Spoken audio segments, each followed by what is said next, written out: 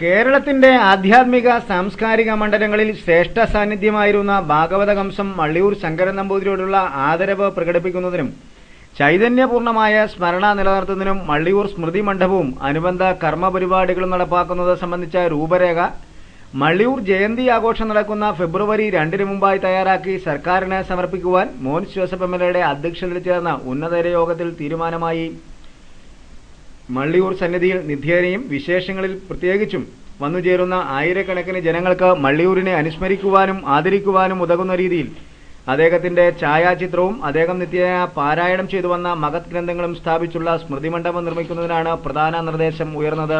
സ്മൃതി മണ്ഡപത്തോട് ചേർന്ന് സാമാന്യ ജനങ്ങൾക്ക് മള്ളിയൂരിന്റെ ജീവിതവും ദർശനവും പരിചയപ്പെടുത്തുന്ന മ്യൂസിയം, മള്ളിയൂരിന്റെ ജീവിതത്തിലെ അനഘ നിമിഷങ്ങൾ സംബന്ധിച്ച ചിത്രങ്ങളും ആലേഖനം ചെയ്ത മഹത് വചനങ്ങളും ആധ്യാത്മിക സാംസ്കാരിക ഗ്രന്ഥങ്ങൾ നിറഞ്ഞ ലൈബ്രറിയും അദ്ദേഹത്തിന് ലഭിച്ച പുരസ്കാരങ്ങൾ, സ്മൃതി ബിംബങ്ങൾ, പാരിതോഷികങ്ങൾ തുടങ്ങിയവയും പൊതുജനങ്ങൾക്കായി പ്രദർശിപ്പിക്കുന്നതിനും ലക്ഷ്യമിട്ടിട്ടുണ്ട്.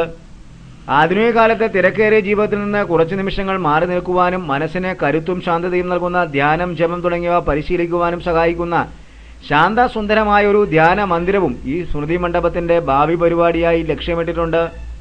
മതാതീയ ദർശനമായിരുന്നു മള്ളിയൂരിന്റേത് എന്നുള്ളതിനാൽ തന്നെ സർവ്വമതങ്ങളും തേടുന്നത് ഒരേ സത്യമാണെന്നും സകല പ്രാണികളുടെയും ലക്ഷ്യം സർവേശ്വര പ്രാപ്തിയാണെന്നും വിശ്വസിച്ചിരുന്ന മള്ളിയൂരിന്റെ സ്മരണ നിലനിർത്താൻ ഉതകുന്ന ഒരു സർവ്വമത പ്രാർത്ഥനാലയം ഈ സ്മൃതി മണ്ഡപത്തിൽ തീർച്ചയായും ഉണ്ടായിരിക്കണമെന്ന് ഏവരും ആഗ്രഹിക്കുന്നതായി യോഗം വിലയിരുത്തി.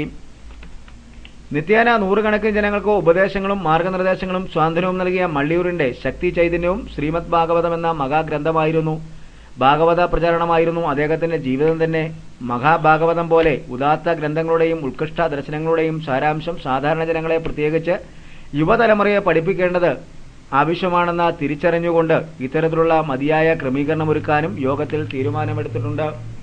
പാല RDO EV Babychan, Malliyoor Parameswaran Namboothiri, Venmani Krishnan Namboori, Perumballi Kesavan Namboori, Malliyoor Divakaran Namboothiri, Zacharias Kuthiravelil, Joseph Puthenkala, Thresiamma Joseph, Leelamma Zacharias, Manuel Varghese, CM George, Chacko Mathai, Binoy Emmanuel, Sunny Manathottiyil, Bino Zachariah, Vaikom tahsildar KKR Prasad, soil conservation officer Premkumar എന്നിവർ പരിപാടികളിൽ പങ്കെടുത്തു.